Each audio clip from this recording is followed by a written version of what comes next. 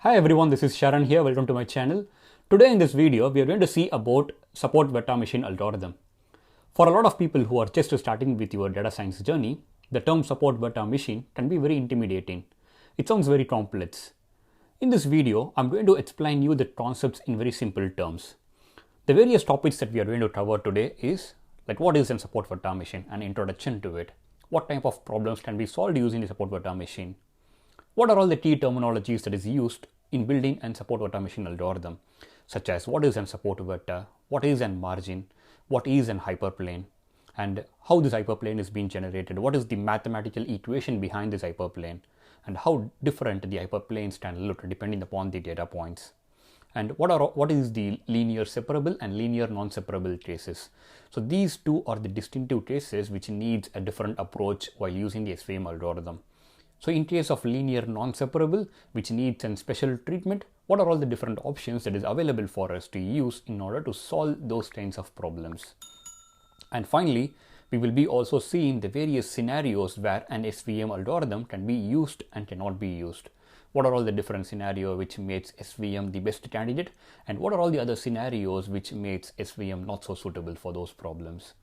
And finally, in the next video, what we will do is we will also go through an implementation of SVM. First would be a simple implementation where we just input a small amount of data and then see how do we implement the SVM algorithm. And second, we will be taking up the heart disease data set, which we have seen previously while going through the classification algorithm. And we are going to see how to make use of the same data set and use SVM in order to solve those problems. We will be also seeing the different options, different parameters that can be used in building the SVM algorithm, and then we will be seeing how to tweak all those parameters using an approach called as grid search. So that's what is going to be covered in today as well as the next day's tutorial session. So let's get into the tutorial and let's see the concepts in detail first. So as you see on my screen, so this is the small presentation that I have today for the support vector machine. So SVM is a linear model which can be used for both classification as well as regression problems. The specialty about the SVM algorithm is it can be used for both linear as well as non-linear data sets as well. And hence, this makes this algorithm very usable for most of the real life use cases. In many real life use cases, the data would be like mostly non-linear or combination of linear and non-linear. And this algorithm is suitable for all those cases, and hence it becomes like most suitable algorithm for many practical problems. Moving on to the second one, let us consider this is a sample data set. So we have two different classes, the one identified as red circles and the other one identified as green squares. So we are going to see how do we classify this particular data set. So what we can do is in this particular case, we can use a simple linear regression and maybe draw a line. So something like this. So here we can see that this can be divided into two parts using like either a blue line or the purple line, or we can draw the line however we want. But what happens when we use the SVM algorithm? So we are going to see what happens. So here in this case, so this is how an hyperplane will be generated when we use the SVM algorithm. So in order to explain this particular concept, first we need to understand the basics. So the first one is what is a support vector. So the support vector, or the points that you see here, which is passing through the dotted blue lines, which is closer to the hyperplane. So this dark blue line, the thick line, is the hyperplane. So these dots that are closer to the hyperplane are called as support vector. So these support vectors would be present in both the classes. So here in this case, these two are the support vectors. These two are the data points that is closer to the hyperplane, that is actually passing through these dotted blue line. So these support vectors are very important in a support vector machine algorithm because it defines what should be the orientation of the hyperplane, what should be the direction of the hyperplane. These support vector points defines the angle of this particular blue line here. So that's how the hyperplane is getting created. And the next one is what is the maximized margin. So the maximized margin is the distance between the hyperplane that we have here as well as the closest point in both the classes. So what we do is, while coming up with the hyperplane, the objective for us is to maximize this particular margin, which means that the closest points across both the classes should be away from the hyperplane as much as possible, which means that the distance between the hyperplane as well as the closest point across both the classes should be maximized.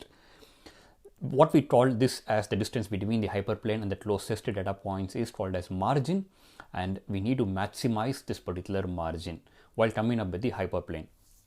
And hence we come up with the optimal hyperplane for this particular problem. So this is a typical example where we have linear separable. So which means that we have two different classes, like one on the top left, the other one is on the right bottom, and these two classes can be linearly separable using a straight line. So this is a simple example where when the dataset is linearly separable, SVM algorithm becomes the best algorithm, and there is no issues usually in handling these types of issues whenever the classes are linearly separable. So next, moving on to the hyperplane. So how different the hyperplane can look like. So in the previous example, so here the dataset is two-dimensional, which means that we have an x-axis and we have an y-axis, and hence the hyperplane here is a straight line because we have two dimensions, and hence the hyperplane that we have is a straight line. Whereas when we have a three-dimensional data, so what happens is the hyperplane becomes an actual plane. So as you see in this particular example, so this is an example which is, let's say, three-dimensional, and here we are represented that in two-dimensional. Like, let's say we take a snapshot from the top. So we have a data point, or like we have various data points, and then we take a snapshot from a top and looks like a two-dimensional image. So that's what is happening here on the left-hand side figure, and the right-hand side figure is actually we are trying to represent it in 3 dimensions using a cube. And then in case of a 3-dimensional data, what happens is the hyperplane, the plane that we use to divide or separate the various classes, becomes actually an 2-dimensional plane. So as you see here, the dark figure here, which appears like a square. So this is the hyperplane which actually divides the data, like the red circles as well as the green squares. So this is an hyperplane. So what is the mathematical equation behind hyperplane? So this is the mathematical equation behind the hyperplane. So where the h1, h2 and hn are the various data points. So depending upon the number of data points, the dimension of the hyperplane also changes. When we have only two inputs, let's say we have only h1 and h2, so then what happens is the hyperplane is nothing but a straight line. When we have 3 dimensions, h1, h2 as well as h3, so then what happens is the hyperplane is actually a 2-dimensional plane. So depending upon the number of data points that we have, the dimensions of the hyperplane changes accordingly. So this is the mathematical equation for an hyperplane. So then moving on to the next one, the next case, which is linear but non-separable. So what is linear and non-separable? So as you see on the screen here, so what happens here is there is a red dot inside the region of the green squares, and there is a green square or a green rectangle inside the area of red circles. So now we can't separate these two, like the red circles and green squares or rectangles, using a straight line. So it is not possible to separate because they have breached their boundaries, and then they are present in the other regions, and hence this is a typical example for linear non-separable.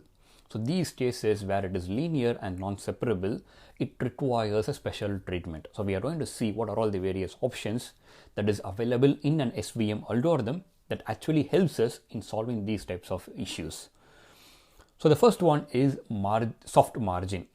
So what is soft margin? Soft margin, like when we say soft margin, what it says is in the algorithm, we use the parameter, usually it is defined by the letter C, and we pass the degree of tolerance. So what we say is come up with a linear separable line, but it is okay if 1 or 2 are slightly misclassified.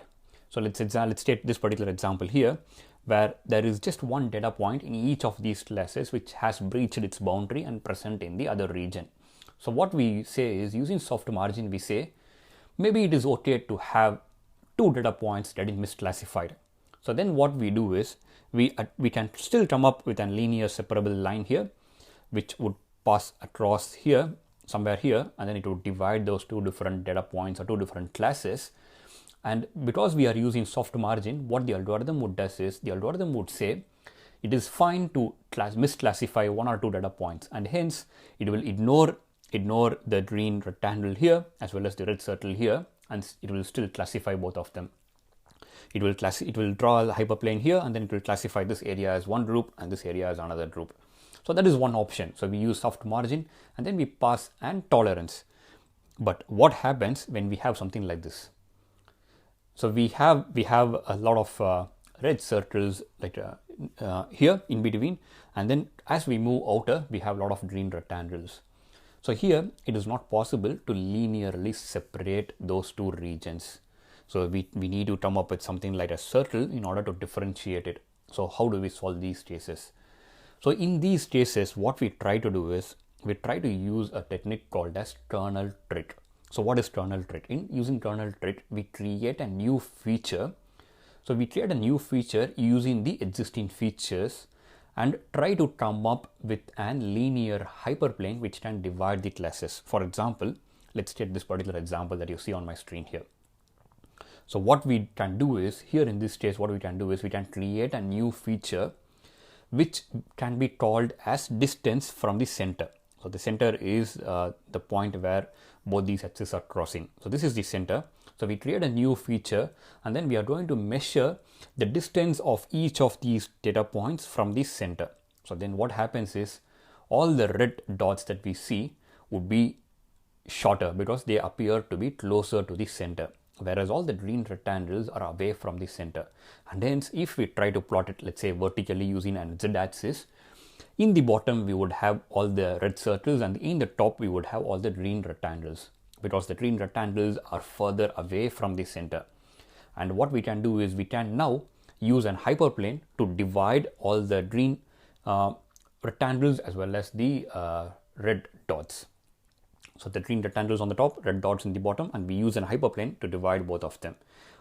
How it is possible? Because we were able to create a new feature which is nothing but the distance of the data point from the center, and hence we come up with an third axis called the z-axis, and now it is possible for us to divide and separate those two different classes.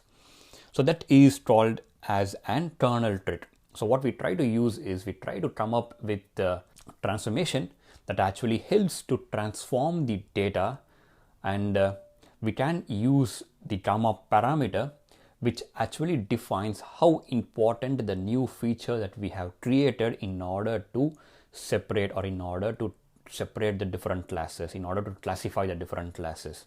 So higher the value of gamma, so then what happens is the higher the importance will be given to the new feature, and hence the operation for the two different classes or n different classes that we have could be very different. Like the boundary could be very wiggly depending upon the importance that we are giving to the actual new feature that is getting created. So higher the importance that we give, the more wiggly the boundaries would be, the decision boundaries would be for the data points. So moving on to the next one. So when to use SVM algorithm and when not to use SVM algorithm. So the first point is, as I said, so SVM algorithm is suitable for both linear as well as non-linear data. So in case we have a non-linear data, what we do is we try to come up with a transformation, and we try to create a new feature and to come up with a linear boundary to divide the different classes. The second one is, in case of SVM algorithm, it is not quite good enough to handle the categorical data.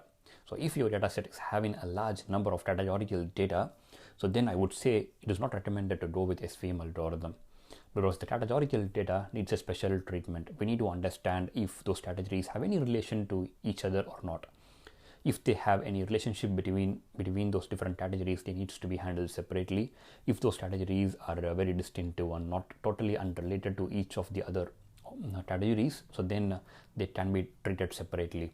So but whatever it is, if you have a lot of categorical data, SVM is not the suitable algorithm. So the third one is a noise. So there is a lot of data sets with a lot of noise.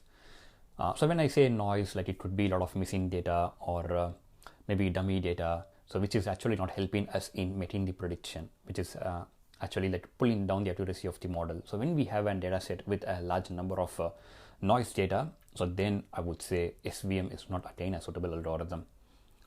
The fourth point is, so SVM algorithm is memory efficient, but still if your data set is extremely large in size, so maybe then SVM algorithm might not be suitable for those cases. The next one is number of features. When you have the number of features much higher than the total number of records that you got, so then again SVM algorithm is not suitable. So it needs enough data for it to train and make a good prediction. And finally, so it works really well when there is a clear margin. So if you have a data set which is linear and separable, so SVM is the best algorithm for you to make the best prediction. In case of linear non-separable, SVM still is good algorithm. You need to use proper transformations and the proper hyperparameters in order to make a good prediction. So that is it about the SVM algorithm. These are all the various basic concepts behind SVM algorithm and the different scenarios where an SVM algorithm can be used. In tomorrow's session, what we will do is we will be going through a simple implementation of an SVM algorithm, and we will be making use of the heart disease dataset in order to see how we can use SVM algorithm and do the classification. That is it for today, and see you in the next session. If you like what I am doing here, if you are learning something new, please subscribe to my channel and give a thumbs up to this video. If you think this might be helpful for any of your friends, please share it with them as well. And I will provide you some links for learning much detail about the SVM algorithm. If you feel there are any resources out there which explains the SVM algorithm in simple terms, please share it with the other audience in the comment section. Yeah, that's it for now. See you in the next session. Bye.